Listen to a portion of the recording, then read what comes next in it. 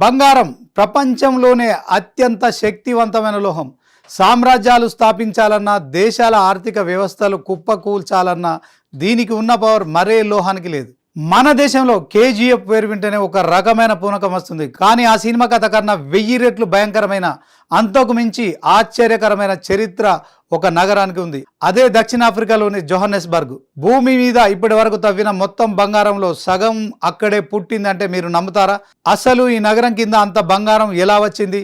2026 నాటి తాజా గ్లోబల్ మార్కెట్లో దీని విలువ ఎంత? మనిషి తదుపరి లక్ష్యం ఏంటి? సముద్రాల అడుగున, అంతరిక్షంలోని నక్షత్రాల మధ్య దాక్కున్న బంగారం రహస్యాలేంటి?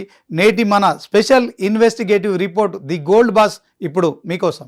ఈ కథ ఈనాటిది కాదు, సరిగ్గా 2.9 బిలియన్ ఏళ్ల క్రితం నాటిది. భూమి ఇంకా శైశవ దశలో ఉన్నప్పుడు ఒక పురాతన నది ప్రవాహం తనతో పాటు తెచ్చిన బంగారం అంతా ఒకే చోట నిక్షిప్తమై ఉంది.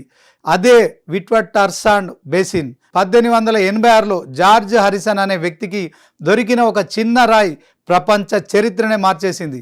ఫ్యాక్ట్ చెక్లో తేలిన విషయం ఏంటంటే, ఈ భూమిపై ఇప్పటి వరకు మానవాళి దాదాపు 2 లక్షల టన్నుల బంగారాన్ని తవ్వితీసింది. ఇందులో దాదాపు 50% వాటా ఒక జోహన్నెస్బర్గ్ నగరానిదే.